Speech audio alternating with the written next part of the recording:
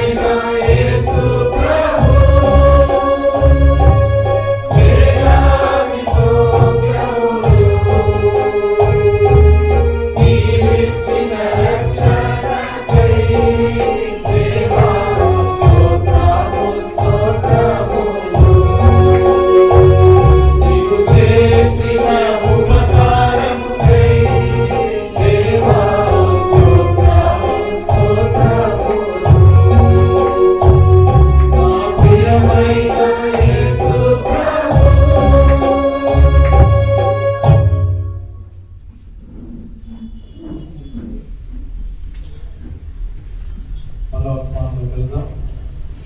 మధ్యలో నాగన్న పవన్ మంచి సాక్ష్యంతో ఉన్న జీవితము దేవుడు అద్భుతంగా పట్టుకున్నాడు. చనిపోవాలన్న పరిస్థితుల్లో దేవుడు తగ్గించి తన సాక్షిగా వాడుకుంటున్నాడు. నిలబడలేడు, కదలలేడు, చేయి మాత్రమే ఉంది. భయంకరమైన యాక్సిడెంట్లో దేవుడు బ్రతికించి తనకు సాక్షిగా నిలబెట్టుకొని మరి కాళ్ళు చేతులు లేకపోయినా ప్రభు పరిచర్యలో దేవుడు వాడుకుంటున్నాడు. అందుకే ఆయనకి సామర్థ్యం కలిగినది కాదు, ఆయనకి మహిమ రావాలంటే బలహీనులు, అజ్ఞానులు, తృణీకరింపబడినటువంటి వాడిని దేవుడు ఏర్పాటు చేసుకుంటాడు. అలా చేయడం వల్ల ఆయనకు మహిమ వస్తుంది. నాకు అన్నీ తెలుసు, నాకు నేను అన్నీ చెప్పడానికి సామర్థ్యం ఉంది, ప్రార్థించ ఉంది, విద్య ఉంది అని అనుసరించే వారి కంటే ఏమీ లేని వారికి దేవుడు వాడుకొని తన నామాన్ని మహిమపరుచుకుంటాడు. రక్షణ అనుభవం అంటే ప్లస్ చదువు ఉన్నా కూడా దేవుడు వాడు మహిమార్థం, ఆయన మహిమార్థం ప్రజలు వారి జీవితం దేవుడు బిడ్డలు ప్రభు కోసం బ్రతుకుతారు. ఎందుకు రక్షించాడు అంటే ఆయన మహిమార్థం రక్షించాడు. ఆ జీవితంలో ఆయనకు మహిమ రావాలి. మరి ఈ పరిస్థితుల్లో చాలా మందిరాల్లో వాక్యపరిచయకి కాళ్ళు చేతులు లేని బిడ్డని పిలుచుకుంటున్నారంటే నిజంగా దేవుడు, ఇది దేవుడి కార్యము. ఎప్పుడు కర్ణాటక వెళ్ళాలేమో రేపు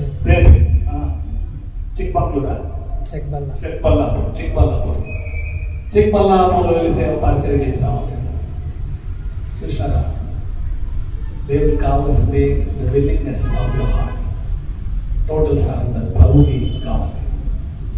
సో నీకు కాళ్ళు లేకపోయినా చేతులు లేకపోయినా ఆయన వాడు తన జీవితంలో మొట్టమొదటిసారిగా పడి పరిస్థితుల్లో చనిపోవాలనుకున్న టైంలో దేవుడు నన్ను వాడుకుంటాడన్న పదం మొదటిసారి విని అప్పుడు ఆశ చిగురించింది బాగా, లేకపోతే చచ్చిపోయేవాడు. సో దేవుడు ఆ చివరి ఘట్టంలో వెళ్ళి పట్టుకున్నాడు. అంటే కాళ్ళు చేతులు లేకపోయినా ఎట్లా పనికి వస్తారు? కాళ్ళు బాగున్నప్పుడు చేతులు బాగున్నప్పుడు దేవుడు విసర్జించిన, కాళ్ళు పోయినాయి చేతులు పోయినాయి నడవలేదు పసిబిడ్డని నేనే పనికి వస్తాను చచ్చిపోవాలనుకున్నాడు. మళ్ళీ ఇంటికి భారమే, అందరికీ భారమే, అమ్మకి భారమే, చచ్చిపోవడం బెస్ట్ అనుకున్న టైంలో దేవుడు రక్షించి ఈరోజు సజీవ సాక్ష్యం పెట్టుకున్నాడు. ఇప్పుడు మనం ప్రభు మళ్ళా వర్తమానంలోకి వెళ్దాం. బిడ్డ దేవుడు చెప్పే మాటలు మనం విని సిద్ధపడి యోగుల పాల్గొనవచ్చు. ప్రార్థన చేసుకుందాం. కళ్ళు మూసుకోండి.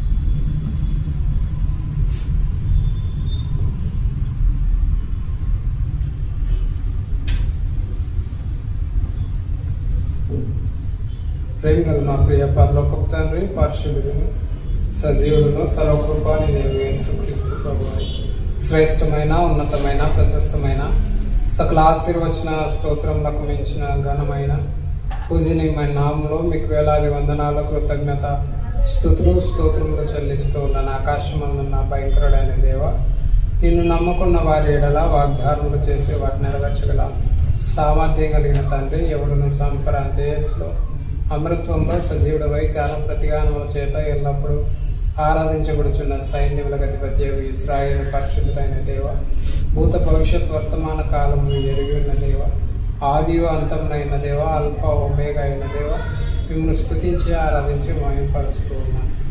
ఇదిగో నా తండ్రి, గత కాలం అంతా కాపాడి ఈ దినం ఈ క్షణం వరకు ఒక తండ్రి వల్లే నన్ను ఎత్తుకొని వచ్చావు. అందుని బట్టి మిమ్మల్ని స్తుతించి ఆరాధించి మహిమపరుస్తూ ఉన్నాను. నిజంగా నా తండ్రి, మరి నా యావత్ బాధలో మీరు బాధనండి అయా. మరి నా తండ్రి, నా కొరకే ఒక మానవ రూపాన్ని దాల్చి ఈ యొక్క మరి భూమిపైకి వచ్చి నా కొరకు ప్రాణ విమోచన క్రయధనంగా మార్చబడి నా కొరకు నీ ఒంట్లో ఉన్న చివరి రక్త బిందువు వరకు చెల్లించి నన్ను మరి నా తండ్రి రక్షించి ఇంతవరకు సజీవంగా ఉంచి మీరు మీ ప్రేమను బట్టి కాపాడిన విధానాన్ని బట్టి వందనాలు, కృతజ్ఞత, స్తోత్రములు చెల్లిస్తూ ఉన్నాను. నిజంగా నా తండ్రి, ఈ యొక్క చివరి మరి ఆదివారం చివరి పరిశుద్ధ దినాన నీ యొక్క సన్నిధిలో నన్ను కూడా నీ యొక్క సంఘంతో పాటు నీ యొక్క సన్నిధిలో ఆరాధించడానికి, నీ యొక్క సన్నిధిలో నీ యొక్క శరీర రక్త మాంసాల్లో పాల్గొనడం పొందడానికి మీరు సిద్ధపరచున్న ఈ ప్రేమంతటిని బట్టి వందనాలు, కృతజ్ఞత, స్తుతులు, స్తోత్రములు చెల్లిస్తూ ఉన్నా.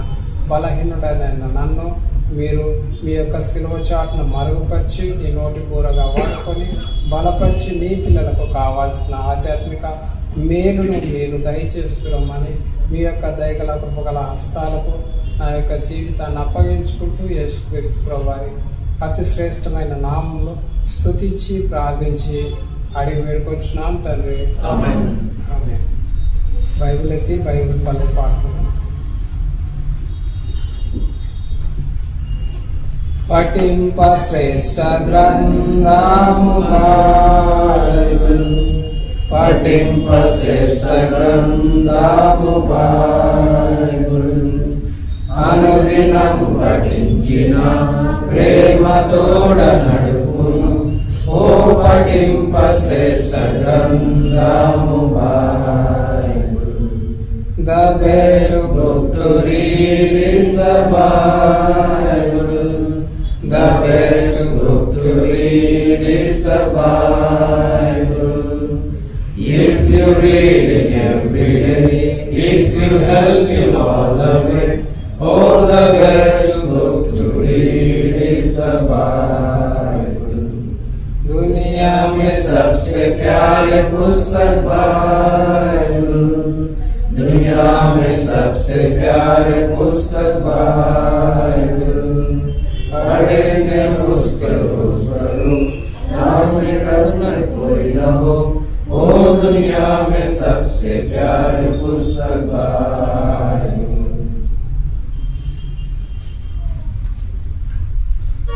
ముందుగా మీకు అందరికీ నూతన సంవత్సర శుభాకాంక్షలు. ఎందుకంటే ఇంకా నెక్స్ట్ ఆదివారం లేదు కదా, నెక్స్ట్ ఆదివారం 2026లో వస్తుంది కదా, మళ్ళీ మనం కలుసుకునేది నెక్స్ట్ ఆదివారంలో. కాబట్టి ముందుగా మీకు అందరికీ happy Christmas, happy new year. అలాగే మరి ఒక చిన్న మాట నేను మీకు చెప్పాలనుకుంటున్నాను. అదేంటంటే గత సంవత్సరం అంతా కాపాడే దేవుడు మరి ఈ యొక్క చివరి పరిశుద్ధ దినంలో మనల్ని ప్రవేశింపచేశాడు అని అంటే మన పరిశుద్ధతను బట్టా,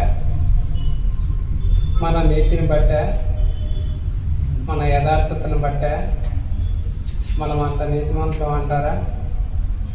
కానీ దేవుని యొక్క ప్రేమను బట్టి, దేవుని యొక్క కృపను బట్టి ఇంకానైనా మనము మన యొక్క జీవితాలను మార్చుకుంటామేమో అన్న ఆశతో దేవుడు మరి మన యొక్క పాత రోత జీవితాన్ని విడిచిపెట్టకోకుండా కూడా ఈ దినం వరకు దేవుడు మనల్ని సజీవంగా ఉంచుతూ వచ్చాడు, కాపాడి రక్షించి ఒక తండ్రిలాగా మనల్ని మరి మన యొక్క ప్రతి సమస్యల్లో మనల్ని ముందుకు నడిపిస్తూ వచ్చాడు.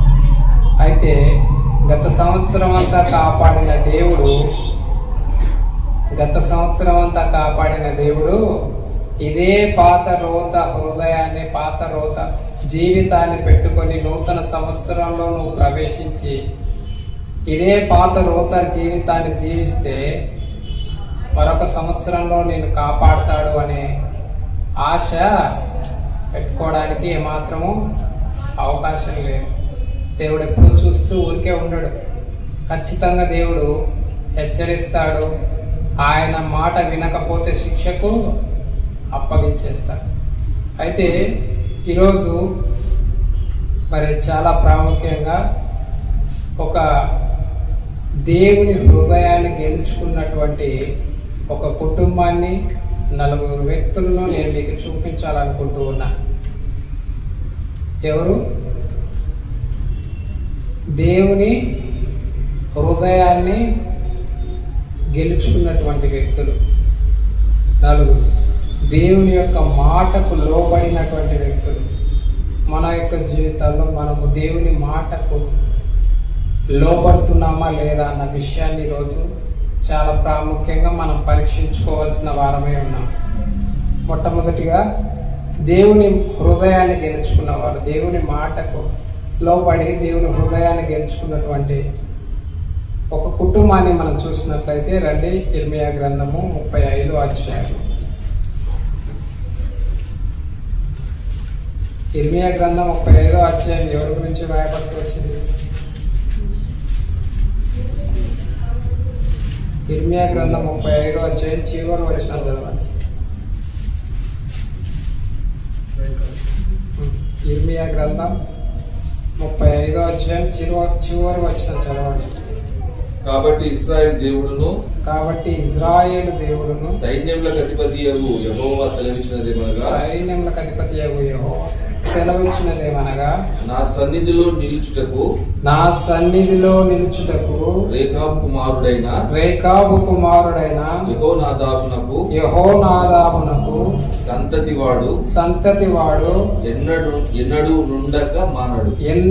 నుండక మానడు. ఎవరంట?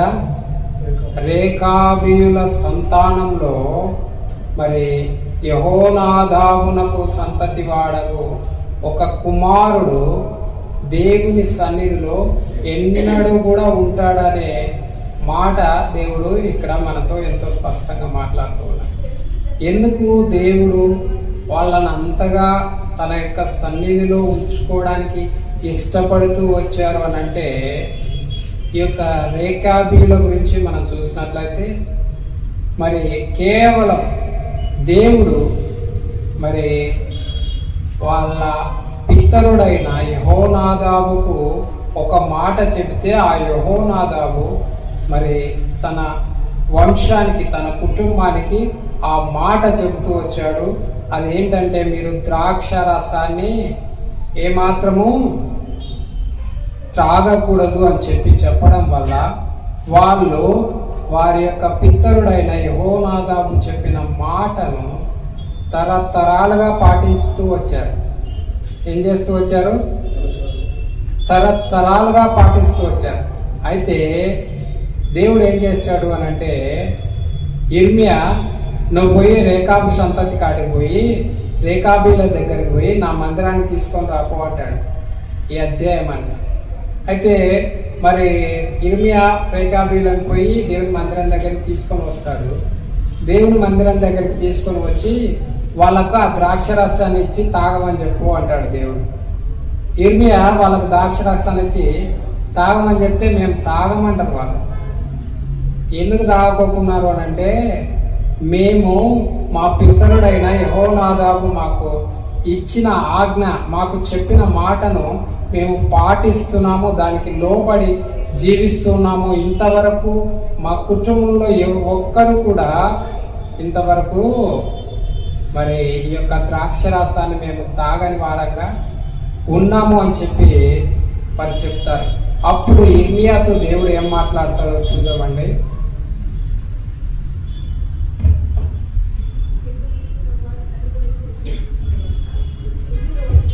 14వ వచనం చదవండి, 13వ వచనం చదవండి.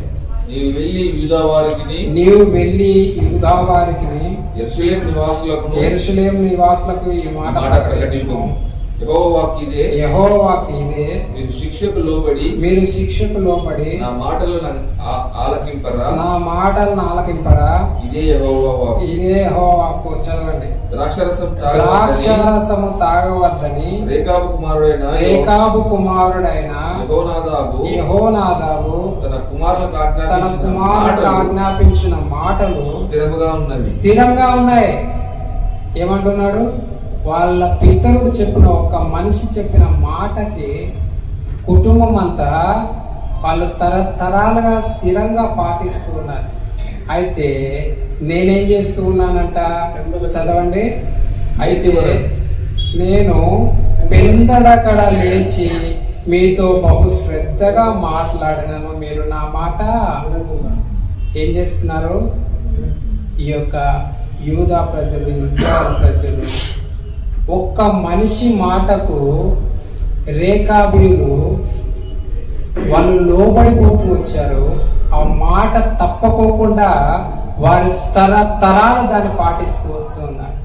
కానీ దేవుడు వారిని ఎంత ప్రేమించి ఐగుప్తు దాసత్వంలో నుంచి తీసుకుని వచ్చి వాళ్ళకి ఏమి కావాలంటే అది ఇచ్చి వాళ్ళు విత్తని చోట పంట కోసే విధంగా చేస్తూ వచ్చాడు. అంటే వాళ్ళు కష్టపడకోకుండా కూడా పాలు తేనెలు ప్రవహించే దేశంలో వాళ్ళకి కావాల్సిన సమృద్ధిని ఇచ్చినా కూడా దేవుడు మరి దేవుని యొక్క మాటను వాళ్ళు వినకోకుండా ఉన్నందుకు దేవుని యొక్క బాధ చూడండి. ఏం చెప్తూ ఉన్నాడు దేవుడు అని అంటే, నేను పెందల కడ లేచి మీతో శ్రద్ధగా మాట్లాడినను, మీరు నా మాట వినకున్నారు.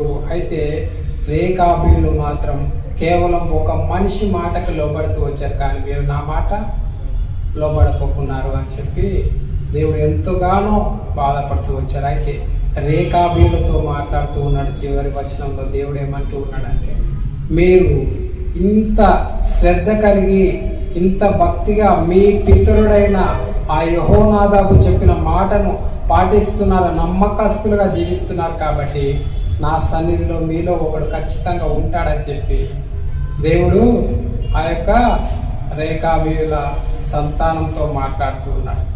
ఈరోజు దేవుడు మనతో మాట చెప్పగలరా? మనం దేవుని మాటకి లోబడుతూ ఉన్నామా? దేవుడు మనతో ఏమైనా మాట్లాడితే దేవుని మాటకు లోబడుతూ ఉన్నామా?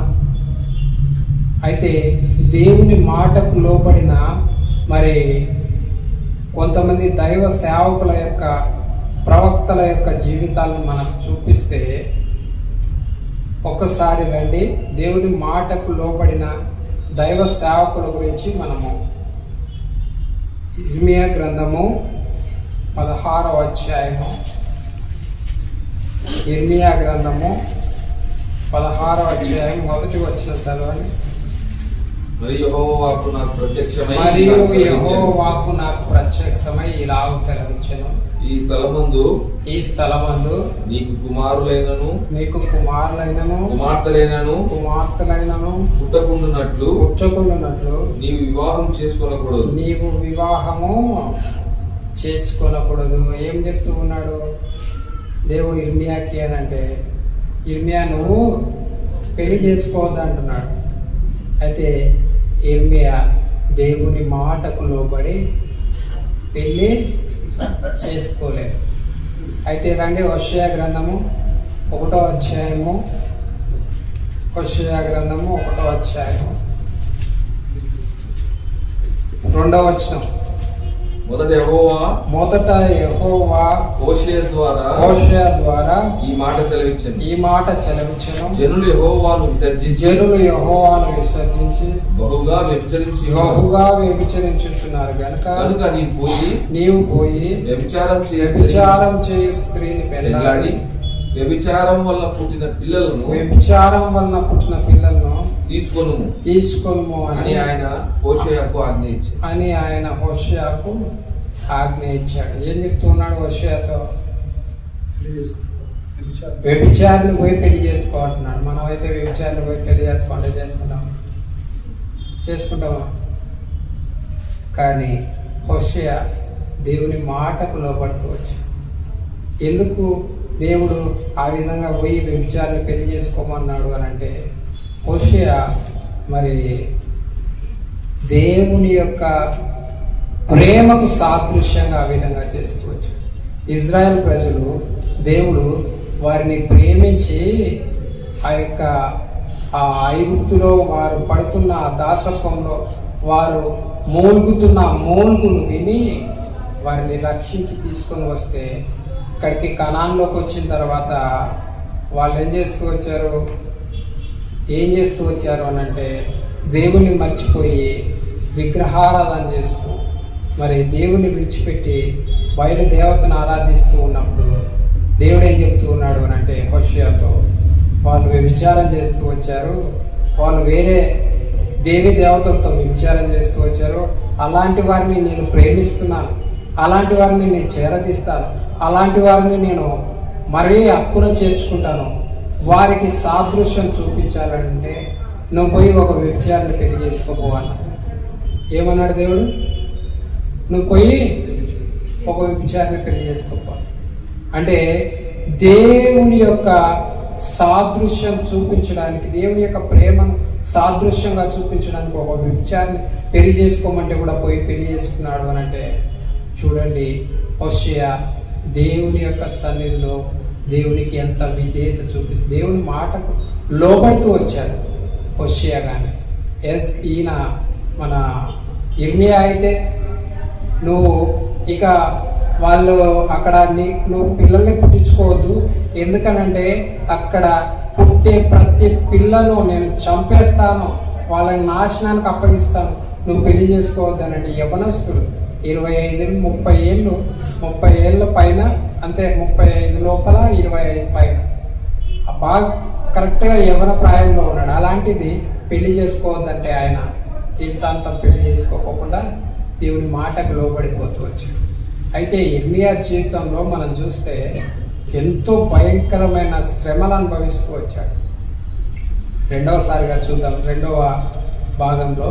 అయితే మొదట దేవుని మాటకు లోబడినటువంటి ఇర్మియాగా మనం చూస్తాం, హోషేయను మనం చూస్తాం. మూడవదిగా ఇంకొక వ్యక్తిని మనం చూద్దాం, ఇంకొక ప్రవక్తను.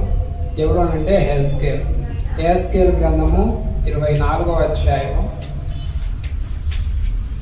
యెహెజ్కేలు గ్రంథము 24వ అధ్యాయము 15 నుంచి 18 వరకు చదవండి.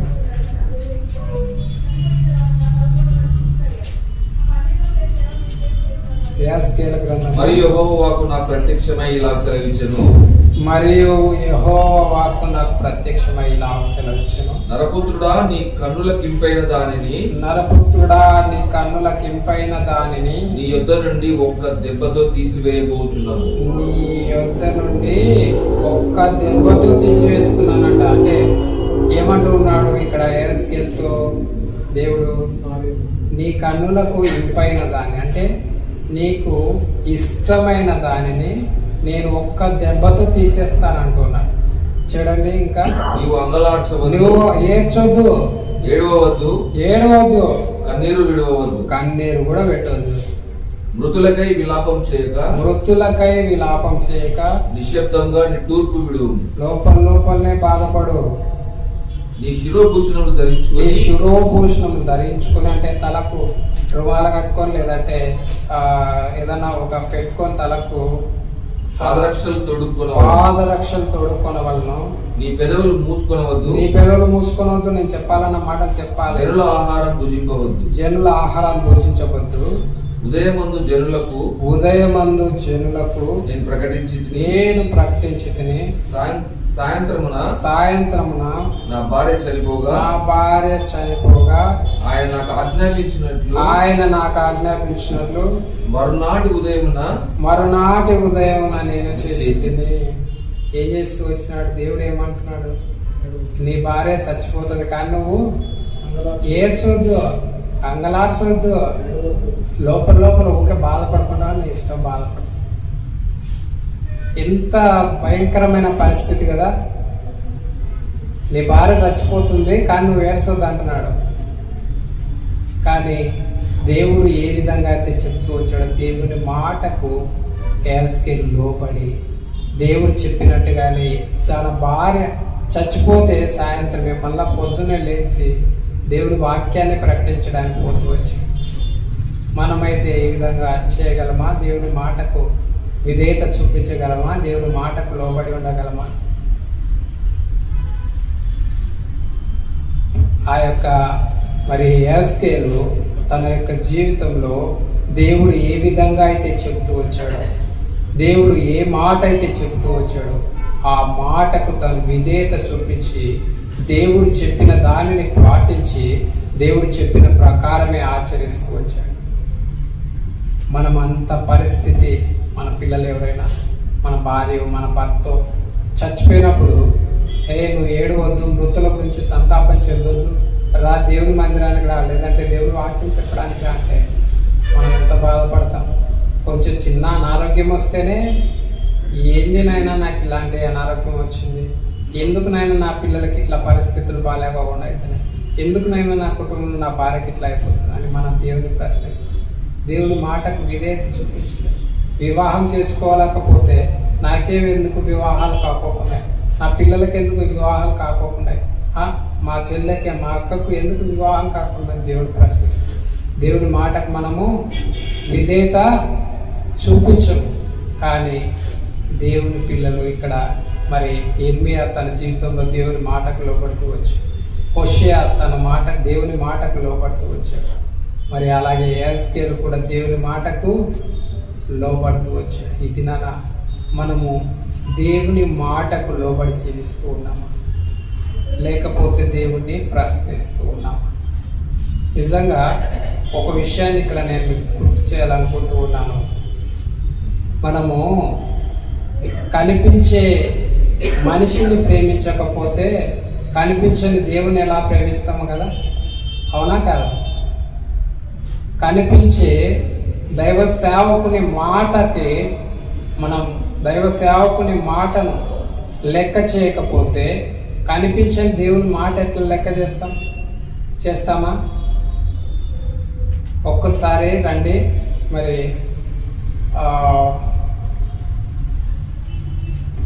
ఇది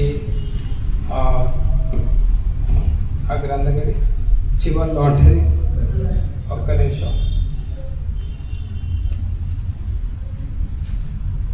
హెబ్రీ, పేరు గుర్తు రావట్లేదు నాకు. హెబ్రీలకు రాసిన పత్రిక 13వ అధ్యాయము 17వ వచనం చదవండి.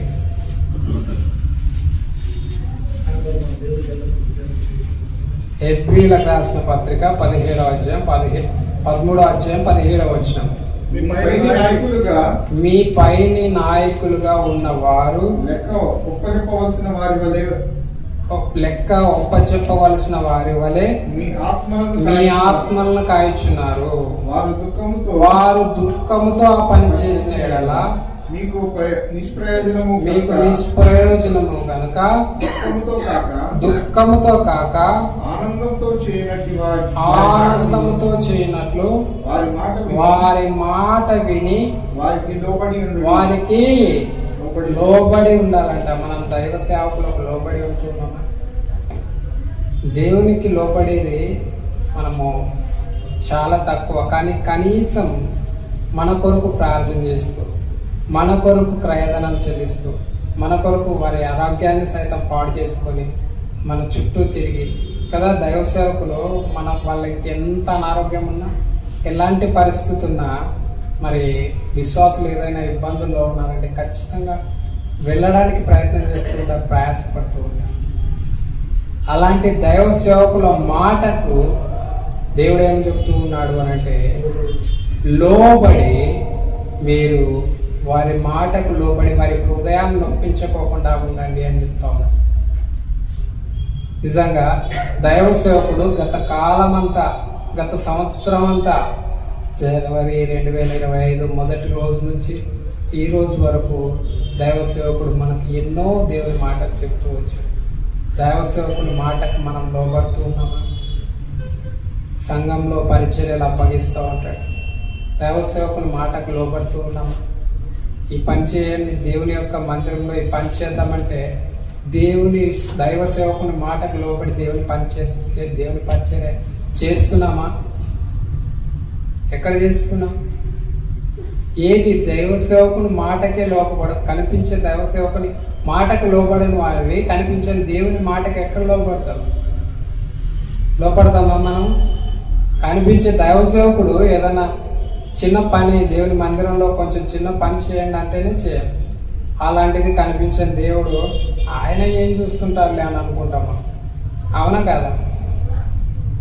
ఆయన ఇప్పుడు కాకపోతే ఇంక మళ్ళీ ఎప్పుడు ఆయన ఏడ చూస్తుంటారులే మనల్ని అనుకుంటాం. అట్లాంటిది మన యొక్క జీవితంలో మనము జస్ట్ కనిపించే దైవ సేవకుని మాట వినడానికి మనం సరిగా వినకోకుంటే కనిపించని దేవుని యొక్క మాటకు వాళ్ళు జస్ట్ మాట చెబితే ఆ మాటకు లోబడి వారి యొక్క జీవితాల్లో వారి భార్య చనిపోయినా కూడా యెహెజ్కేలు దేవుని పరిచర్య చేయడానికి ఇష్టపడుతూ వచ్చాడు. మరి అలాగే ఇర్మియా అయితే పెళ్లి చేసుకోవద్దంటే పెళ్లి చేసుకోకుండా నిలబడిపోతూ వచ్చాడు. అలాగే హోషేయ అయితే హోషేయ మరి వ్యభిచారిని పోయి పెళ్లి చేసుకోకపోతే పెళ్లి చేసుకుంటూ వచ్చాడు. అయితే మరి ఇంకొక వ్యక్తిని కూడా చూద్దాం రండి. యెషయా గ్రంథము, దేవుని మాటకు లోబడినటువంటి 4వ వ్యక్తిగా మరి యెషయా గ్రంథము 20వ అధ్యాయము 2-3 వచనాలు. ఆ కాలమున యెహోవా ఆమోజు కుమారుడైన యెషయా ద్వారా ఇలా సెలవిచ్చెను, ఇలాగు సెలవిచ్చాను, నీవు పోయి నీ నడుము మీద గోనెపట్ట విప్పి విప్పుకున్నాడు. గోనపట్ట ఒకటి కట్టుకున్నాడు ఆయన, పాపం ఆ గోనపట్ట కూడా విప్పే అంటున్నాడు. నీ పాదముల నుండి జోళ్లు తీసివేయి, నీ కాళ్ళకున్న చెప్పులు కూడా తీసే అంటున్నాడు. అతడు అలాగు చేసి దిగంబరి అయి జోళ్లు లేకయే నడుచుచుండగా యెహోవా. చాలండి, చూడండి, ఆల్రెడీ దైవ సేవకుడుగా ఉన్నాడు ఆయన. దేవుని పిల్లల మధ్య, సమాజం మధ్య పరిచయం చేస్తూ ఉన్నాడు, ప్రవచనాలు చెప్తూ ఉన్నాడు. జస్ట్ ఏదో గోనపట్ట ఒకటి కట్టుకొని ఉన్నాడు ఆయన. ఆ గోనపట్ట కూడా తీసేయమన్నాడు దేవుడు. తీసేయమంటే ఏం చేసినాడు? గోనపట్ట తీసేసినాడు. కింద కాళ్ళకు చెప్పులు కూడా లేవు. తర్వాత ఏమంటున్నాడు చూడండి, 3వ వచనంలో, యెహోవా నా సేవకుడైన యెషయా ఐగుప్తుని గూర్చియు కూషును గూర్చియు సూచనగాను సాదృశ్యముగాను 3 సంవత్సరములు దిగంబరి అయి జోడు లేక నడుచుచున్న ప్రకారం ఏం చేస్తున్నాడంట యెషయా? 3 సంవత్సరాలు దేవుడు చెప్పిన మాటకు లోబడి 3 సంవత్సరాలు దిగంబరి ఒంటి పైన వస్త్రాలు లేకోకుండా పరిచయం చేస్తూ వచ్చాడండి. మనమైతే చేయగలమా? 3 సంవత్సరాలు వస్త్రాలు లేకోకుండా దిగంబరిగా పరిచయం చేస్తూ, కాళ్ళకు చెప్పులు లేవు, ఒంటి పైన వస్త్రాలు లేవు. వారు ప్రాణాలకు తెగించి దేవుని యొక్క పరిచయం చేస్తూ వచ్చారు. మన జీవితాల్లో మనము దేవుని యొక్క సన్నిధిలో దేవుని మాట వినడానికే ఇష్టపడం. కొద్దిసేపు దేవుని వాక్యం వినడానికే ఇష్టపడం. కానీ ఆనాడున్న దైవ సేవకులు, ప్రవక్తలు, వారు దేవుని మాటకి ఏ విధంగా విధేయత చూపించారో మనం ఈ దినాన చూస్తూ ఉన్నాం. అలాంటి విధేయత మన జీవితాల్లో మనం చూపించగలుగుతూ ఉన్నాం. ఇర్మియా జీవితంలో మనం చూద్దాం రండి. రెండవదిగా మనకు చూసినట్లయితే మొట్టమొదట దేవుని మాటకు లోబడే జీవితాన్ని మనం కలిగి ఉన్నామా లేదా? ఇర్మియా లాగా, హోషేయ లాగా, యెహెజ్కేలు లాగా, యెషయా లాగా, అలాగే రేకాబీయుల కుటుంబం లాగా దేవుని మాటకు మనం లోబడి జీవిస్తూ ఉన్నామా లేదా? మనల్ని మనము పరీక్షించుకోవాల్సిన వారమై ఉంటూ ఉన్నాం. అలాగే రెండవదిగా దేవుని కొరకు ఓర్పు సహనం కలిగిన వారంగా ఉంటూ ఉన్నాము. దేవుని కొరకు చెప్పాలా? దేవుని కొరకు చెప్పాలమ్మా. దేవుని కొరకు ఓర్పు సహనం కలిగిన వారంగా ఉన్నామా లేదా? మనమైతే బాప్తిసం తీసుకునేటప్పుడు, నీటిలో ముంచేటప్పుడు దైవ సేవకుడు ఏం చెప్తాడు? నీకు శ్రమలు వస్తాయి, కష్టాలు వస్తాయి, బాధలు వస్తాయి, దేవుని కొరకు నమ్మకంగా బ్రతకాలని చెప్తాడా? మనం ఏం చెప్తాం? ఎన్ని శ్రమలు వచ్చినా, ఎన్ని కష్టాలు వచ్చినా దేవుని కొరకు నమ్మకంగా బ్రతుకుతామని చెప్తాం కదా. అయితే మొదటున్న ఆసక్తి కొన్ని రోజులకి తగ్గిపోతుంది కదా. ఎలా ఉంటుంది? మొదట దేవుని కొరకు ఎంత నమ్మకంగా, ప్రభువా నీ కొరకు ఏమైనా చేస్తా, నీ కొరకు ఎంత నమ్మకంగా బ్రతుకుతానంటే, నీ కొరకు ఎలాగైనా అసలు ఎంత పనైనా చేస్తాను ప్రభువా అని ముందుకు వెళ్తా ఉన్నాం.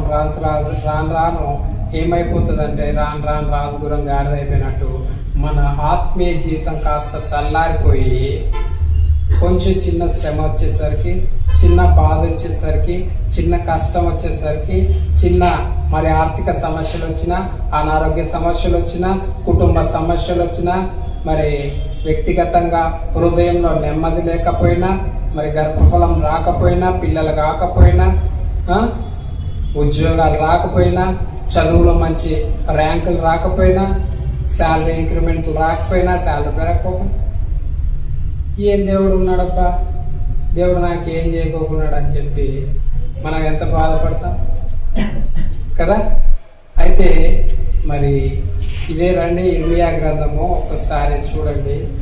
ఇర్మియా జీవితంలో మనం చూసినట్లయితే ఎలాంటి కష్టాలను చూస్తూ వచ్చాడు అని అంటే, అంత భయంకరమైన కష్టాల్లో కూడా ఇర్మియా దేవుని ఏమాత్రము ప్రశ్నించుకోకుండా వారి కొరకు ఇంకా మొర పెడుతూ వచ్చాడు. రండి ఇర్మియా గ్రంథము 38వ అధ్యాయము 6వ వచనం. ఇర్మియా గ్రంథము 38వ అధ్యాయము 6వ వచనం. వారు ఇర్మియాను పట్టుకొని కారాగృహంలోనున్న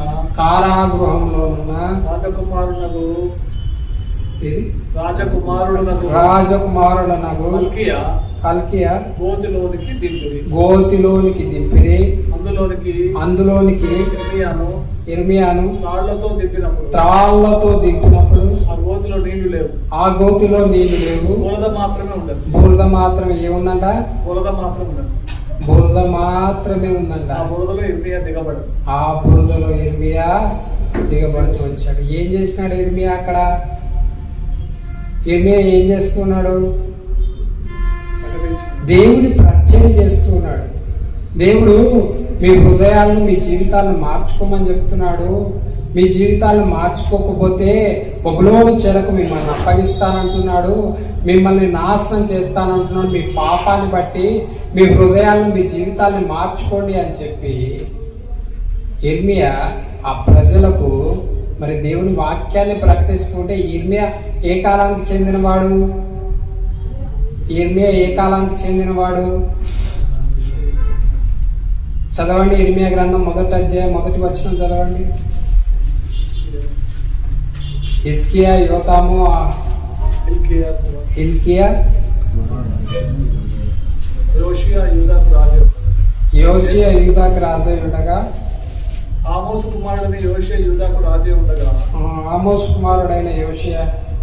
రాజై ఉండగా అతని ఏలుబడి 13వ సంవత్సరమున యెహోవాకు ఇర్మియాకు ప్రత్యక్షమాయెను. ఇక్కడ చూడండి,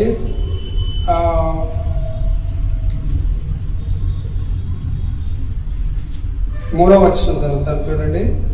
మరియు యోషియా కుమారుడగు యెహోయాకీము యూదాకు రాజై ఉండగా, యోషియా కుమారుడగు సిద్కియా యూదాకు రాజై ఉండగాను అతని ఏలుబడి 11వ సంవత్సరం వరకు, అనగా ఆ సంవత్సరమున 5వ నెలలో యెరూషలేము చెర తీసుకొని పోబడి వరకు ఆ వాక్కు ప్రవక్తయగు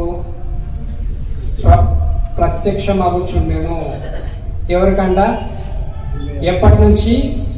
యోషియా నుంచి సిద్కియా వరకు. యోషియా రాజు మరి క్రీస్తు పూర్వము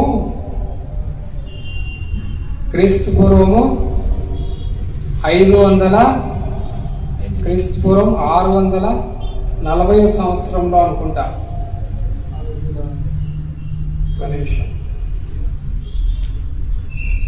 యోషియా రాజు ఎప్పటి నుంచి ఎప్పటి వరకు పరిపాలన చేస్తూ వచ్చాడంటే 640 నుంచి 609వ సంవత్సరం వరకు యోషియా రాజు పరిపాలన చేస్తూ వచ్చాడు. అయితే ఈ యొక్క 640 నుంచి 586 వరకు దాదాపుగా యోషియా రాజు పరిపాలన మొదలుపెట్టిన తర్వాత 13వ సంవత్సరం నుంచి ఇర్మియా ప్రవచనాలు ప్రవచించడం ప్రారంభించాడు. అంటే 526 నుంచి 586వ సంవత్సరం వరకు ప్రవచనాలు ప్రకటన. అంటే 40 సంవత్సరాలు ఇర్మియా ప్రవచిస్తూ వచ్చాడు. ఎన్ని సంవత్సరాలు? 40 సంవత్సరాలు ఇర్మియా ప్రవచనాలు ప్రవచిస్తూ వచ్చి 40 సంవత్సరాలు ప్రవక్తగా యూదా ప్రజలకు ప్రవచనాలు ప్రవచించినటువంటి వ్యక్తిగా ఇర్మియా మనకు కనపడతాడు. అయితే ఈ 40 సంవత్సరాల్లో ఎన్నోసార్లు దెబ్బలు తిన్నాడు, ఎన్నోసార్లు కొట్టారు ఇర్మియాను. యాజకులే కొట్టారు, సేవకులే కొట్టారు ఇర్మియాని. ఎందుకు కొట్టారో చూద్దాం రండి ఒకసారి. ఇర్మియా గ్రంథము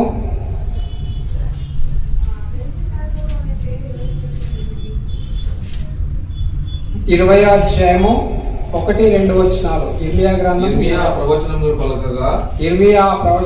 పలకగా యెహోవా మందిరంలో పెద్ద నాయకుడును ఇమ్మేరు కుమారుడగు పాషూరను యాజకుడు విని ప్రవక్త అయిన ఇర్మియాను ఏం చేస్తూ వచ్చినాడంట? ప్రవక్త అయిన ఇర్మియాను కొట్టినాడంట. యాజకుడే దేవుని మాటలు చెప్తా ఉంటే యాజకుడికి ఎందుకు కోపం వస్తుంది? ఈయన ప్రవక్త, ఆయన యాజకుడు, దేవుని మందిరంలో పనిచేసే యాజకుడికి ఎందుకు కోపం వస్తుంది? ప్రవక్త మాటలు చెప్తుంటే అంటే ఆ యాజకుడు కూడా సరైన ఆత్మీయత లేదు ఆయనకి. కానీ ఇర్మియా చెప్తున్న మాటలు మరి విన్న తర్వాత దేవుని యొక్క మాటలు విన్నటువంటి ఆ పశువుడు అనే యాజకుడు పోయి ఇర్మియాను కొడుతూ వచ్చాడు. ఇంకొకసారి కూడా కొడుతూ వచ్చారు. ఒకసారి చూడండి, ఇర్మియా గ్రంథము 37వ అధ్యాయము 15-16 వచనాలు చదవండి. అధిపతులు ఇర్మియా మీద కోపపడి అతన్ని కొట్టించాలండి. చూడండి, ఇక్కడ కూడా ఎవరు కొడుతున్నారు అని అంటే రాజు యొక్క అధిపతులు ఇక్కడ ఇర్మియాను కొడతారు. అక్కడ చూస్తే యాజకులు కొడతా ఉన్నారు. ఇంకొకసారి చూస్తే గోతుల బురదలో దిప్పుతున్నారు. ఏంటండి, తనేమన్నా చెడు పని చేస్తా ఉన్నాడా? దేవుని అందుకున్నప్పుడు నాకెందుకు ఇన్ని శ్రమలు రావాలా, నాకెందుకు ఇన్ని కష్టాలు రావాలా అని అనుకుంటాం మనమైతే. నేను నా జీవితంలో ఎన్నోసార్లు అనుకున్నాను, నిజంగా ప్రభువా నా జీవితంలో నాకెందుకు ఇన్ని కష్టాలు వచ్చినాయని నేను ప్రార్థన చేసుకుంటూ ఉన్నప్పుడు నిజంగా దేవుడు నాతో మాట్లాడిన మాట ఏంటంటే, ఒక్కసారి రండి, మన జీవితంలో మనము ఎప్పుడు కూడా దేవుని నమ్ముకున్న తర్వాత దేవుని యొక్క సన్నిధిలో మనకు వచ్చే శ్రమల విషయమై ఈ ఒక్క వచనం చాలండి. ఖచ్చితంగా 1 పేతురు రాసిన పత్రిక 4వ అధ్యాయము 16వ వచనం. ఎవడైనను క్రైస్తవుడైనందుకు బాధ అనుభవించిన ఎడలా అతడు సిగ్గుపడక ఆ పేరును బట్టియే దేవుని మహిమపరచవలెను. ఏమంట? క్రైస్తవుడైతే ఏమొస్తాయంట? శ్రమలు, బాధలు వస్తాయి. క్రైస్తవుడైనందుకు బాధ అనుభవించాడు కదా, అతడు సిగ్గుపడకూడదంట. మనకు బాధ వచ్చిందనుకో, మనం ఏం చేయాలా? సిగ్గుపడాలా? మనం ఏం చేయాలా? బాధపడాలా? బాధపడకూడదు. బాధపడవద్దని చెప్పి దేవుని యొక్క వాక్యం చెప్తాం. క్రైస్తవుడైనందుకు బాధ వస్తే మనము బాధ అనుభవించిన కూడా వాడు బాధపడకూడదు, సిగ్గుపడకూడదు అని చెప్పి దేవుని యొక్క వాక్యం ఎంతో స్పష్టంగా చెప్తూ ఉంది. ఎందుకనంటే మనం దాన్ని బట్టి గర్వించాలని చెప్తూ ఉంది. దేవుని యందు మనకు వచ్చిన ఆ బాధ మనకు రెట్టింపు ఆశీర్వాదాన్ని కలగచేస్తుందని యోబు జీవితాన్ని బట్టి మనము తెలుసుకోగలం. అవునట కాదంటరా? అయితే ఇక్కడ ఇర్మియా జీవితంలో మనం చూసినట్లయితే ఎంతో భయంకరమైన కఠినమైన శ్రమలు ఇర్మియాల జీవితంలో మనం చూస్తూ వచ్చాం. అయినా కూడా ఇర్మియా ఏనాడైనా దేవుణ్ణి ప్రశ్నిస్తూ వచ్చాడా? ఏనాడైనా దేవుణ్ణి మరి ప్రభువా నాకెందుకు ఇన్ని శ్రమలు పెట్టావు, నాకెందుకు ఇన్ని కష్టాలు పెట్టావు, నాకెందుకు ఇన్ని ఇబ్బందులు పెట్టావు అని చెప్పి ప్రశ్నించాడా అంటే ఈనాడు కూడా ప్రశ్నించాడు. యోబు ఏమన్నా ప్రశ్నించాడా దేవుణ్ణి? ప్రశ్నించలే. కానీ మనం మాత్రం మన జీవితాల్లో వచ్చే చిన్న చిన్న శ్రమలకు, చిన్న చిన్న అనారోగ్యాలకి, చిన్న చిన్న సమస్యలకి దేవుణ్ణి ప్రశ్నించేటువంటి వారంగా ఉన్నాం. మన జీవితంలో మనము ఓర్పు సహనం కలిగి జీవిస్తూ ఉన్నామా లేదా? ఇది మనల్ని మనము పరీక్షించుకోవాల్సిన వారమై ఉంటున్నాం. అయితే మరి మూడవదిగా దేవుని కొరకు ప్రాణాలకు తెగించి పరిచర్య చేసిన వారి జీవితాలను మనం చూడాలి. ఈరోజు ఎవరిని చూస్తూ ఉన్నాం? ప్రాణాలకు తెగించి పరిచర్య చేసినటువంటి వారి యొక్క జీవితాన్ని మనం చూసినట్లయితే రండి, ఇర్మియా గ్రంథము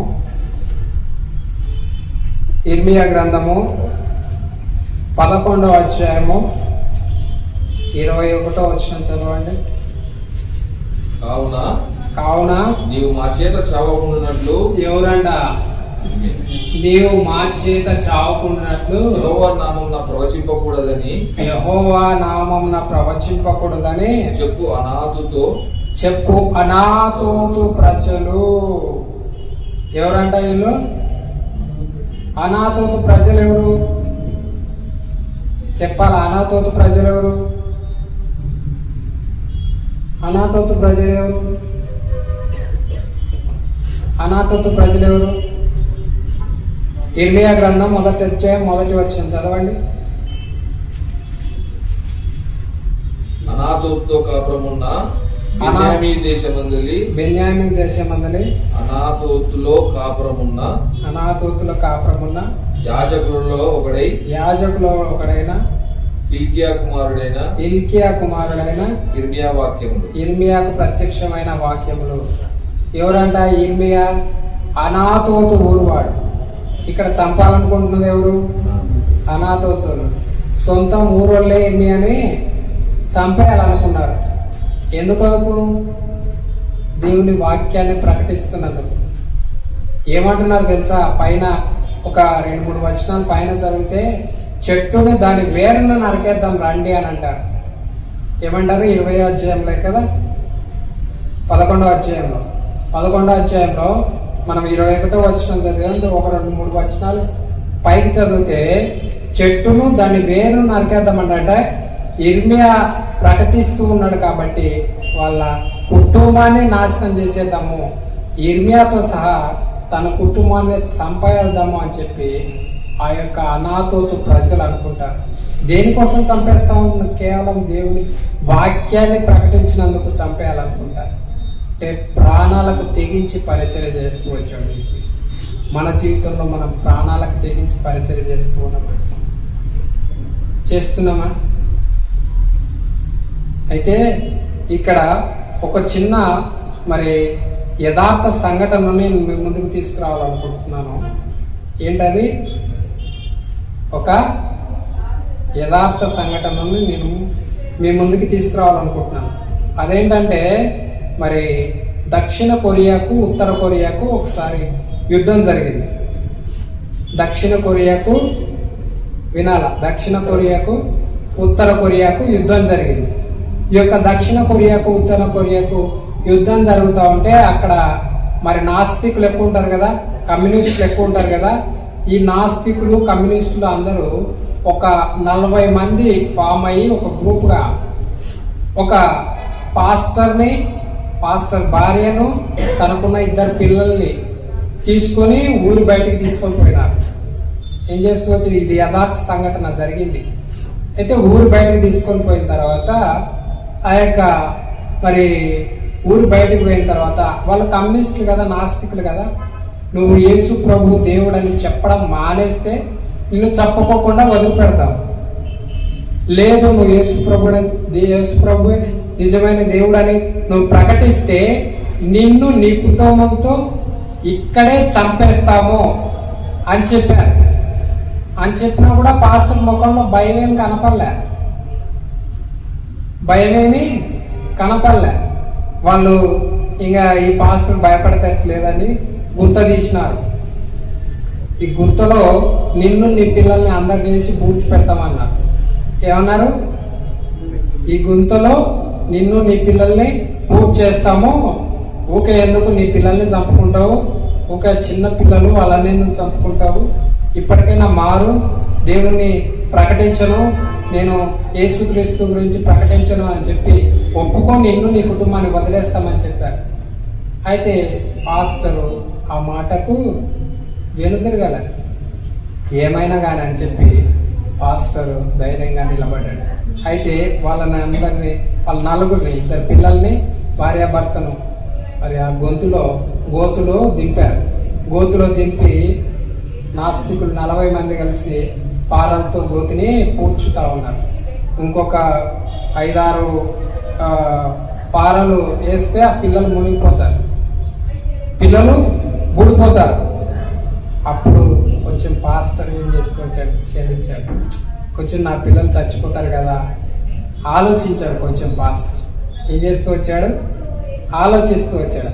ఆలోచిస్తే అప్పుడు ఆ పాస్టర్ గారి భార్య ఆ పిల్లలు ఏడుస్తూ ఉంటే ఆమె చెప్పిందంట, మీరు ఏడవకండి, మీరు భయపడకండి, మరికొద్ది నిమిషాల్లో నిత్యత్వంలో మనం ప్రభువుని కలుసుకోబోతున్నాము అని చెప్పి ఆమె చెబుతూ వచ్చిందంట.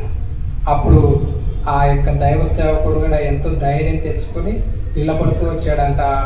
సజీవంగానే వాళ్ళ నలుగురిని ఆ నాస్తికులు పూడ్చిపెట్టేస్తూ వచ్చారంట.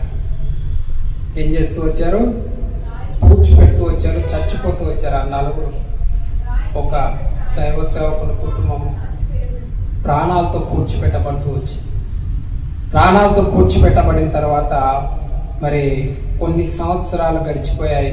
కొన్ని సంవత్సరాలు గడిచిపోయిన తర్వాత మరి ఆ యొక్క దక్షిణ కొరియాలో పాల్ యాంగిచో అనే దైవ సేవకుడు, ఎవరు, పాల్ యాంగిచో అనే దైవ సేవకుడు ప్రపంచంలోనే అతి పెద్ద దేవుని మందిరాన్ని కట్టిస్తూ వచ్చాడు. అక్కడ దేవుని మందిరాన్ని కట్టించి అక్కడ ఒక మీటింగ్ ఏర్పాటు చేస్తే ఆ యొక్క మీటింగ్లో మధ్యలో, ఆ మీటింగ్ జరుగుతున్నప్పుడు మధ్యలో ఒక విశ్వాసి లేచి ఆ యొక్క 40 మంది నాస్తికులలో, ఆ దైవ సేవకుని కుటుంబాన్ని చంపిన 40 మంది నాస్తికులలో నేను ఒకని అని చెప్పి మరి లేచి నిలబడుతూ వచ్చాడంట. ఆయన లేచి నిలబడి తర్వాత మరి ఆ యొక్క మీటింగ్ అయిపోయిన తర్వాత పాలాంగిచో గారు వచ్చి, పాలాంగిచో గారితో పాటు ఇంకా 39 మంది వచ్చారంట. ఆ 39 మంది కూడా పాలాంగిచో గారి సంఘంలో ఉన్న సభ్యులు మొత్తం 40 మంది కూడా రక్షణ పొందుతూ వచ్చారంట. ఏం చేస్తూ వచ్చారు, అక్కడ ఎవరైతే ఆ పాస్టర్ గారి కుటుంబాన్ని పూడ్చిపెడుతూ వచ్చారో ఆ పూడ్చిపెట్టిన 40 మంది కూడా రక్షించబడుతూ వచ్చారు. వారి కుటుంబాలు కూడా రక్షించబడుతుంది. ఆ దక్షిణ కొరియాలో చాలామంది మరి క్రైస్తవులు అడిగారంట, ఆ పాస్టర్ అంటే వాక్యం చెప్పినందుకు చచ్చిపోతూ వచ్చాడు, కానీ ఆ పిల్లలు ఏం పాపం చేశారు, దేవుడు ఆ పిల్లల్ని ఎందుకు పూడ్చిపెట్టనిచ్చాడు, దేవుడు ఏదో ఒక కార్యం చేయొచ్చు కదా అని చెప్పి అడిగితే చివరికి మరి కొన్ని సంవత్సరాల తర్వాత వారికి వచ్చిన సమాధానం ఏంటంటే, ఆ నలుగురి చావు, ఆ నలుగురి మరణం ద్వారా దేవుడు 40 మంది కుటుంబాలను రక్షించుకోవడానికి వారి యొక్క మరణాన్ని ఒక ప్రణాళికగా, మరణాన్ని ఒక సాధనంగా దేవుడు వాడుకుంటూ వచ్చాడు. ఇది నా జీవితం ఎలా ఉంది? మన యొక్క జీవితం ద్వారా ఒక్కరికైనా రక్షణ కలుగుతూ ఉందా? మన యొక్క జీవితం ద్వారా, మనం చేస్తున్న పని ద్వారా, మన యొక్క విశ్వాస జీవితం ద్వారా ఒక్క కుటుంబానికైనా, కనీసం ఒక్క వ్యక్తికైనా రక్షణ కలుగుతూ ఉందా? కానీ ఆ 40 మంది వీరు ఎందుకు ఇంత కఠినంగా మరి చచ్చిపోతారని తెలుసు కూడా, ప్రాణాలు పోతాయని తెలుసు కూడా, ఎందుకు దేవుడు యేసుక్రీస్తు అని చెప్పి ప్రకటించమని ఒప్పుకోకుండా ఉన్నారు అని చెప్పి ఆ 40 మంది తిరిగి ఒక్కొక్కరు వారి ఇంటికి వెళ్ళి ఒక్కొక్కరు ఒక్కొక్క బైబిల్ తీసుకొచ్చుకొని చదవడం మొదలుపెట్టి దేవుని అంగీకరించి దేవుని యొక్క పరిచర్యలో పాలుపాగస్తూ వచ్చారు. వారి కుటుంబాలను కూడా పూర్తిగా రక్షణలోకి నడిపించుకుంటూ వచ్చారు. నిజంగా ఇది ప్రాణాలకు తెగించి పరిచర్య చేస్తూ వచ్చారు ఎంతోమంది దైవ సేవకులు. ప్రాణాలకు తెగించి పరిచర్య చేస్తూ వచ్చాడు ఇర్మియా. నిజంగా మరి దేవుని మాటకు లోబడుతూ వచ్చాడు ఇర్మియా. దేవుని మాటకు లోబడుతూ వచ్చాడు యేషయా, దేవుని మాటకు లోబడుతూ వచ్చాడు హోషేయ, దేవుని మాటకు లోబడుతూ వచ్చాడు యెహెజ్కేలు. నీ నా జీవితంలో మనం ఎలా ఉన్నాం? దేవుని మాటకు లోబడుతూ ఉన్నామా? శ్రమలో, మరి కష్టాల్లో, ఇబ్బందుల్లో, సమస్యల్లో, ఇరుకులలో ఓర్పు కలిగి, సహనం కలిగి జీవిస్తూ ఉన్నామా? ప్రాణాలకు తెగించి దేవుని పరిచర్య చేస్తూ ఉన్నాం? ఇది నాన్న ఇప్పుడు మీరు పరీక్షించుకొని దేవుని యొక్క బలలో పాలు పంపులు పొందవలసిందిగా ప్రభువైన యేసుక్రీస్తు నామములో ప్రేమపూర్వకంగా మనం చేస్తూ ఉన్నాం.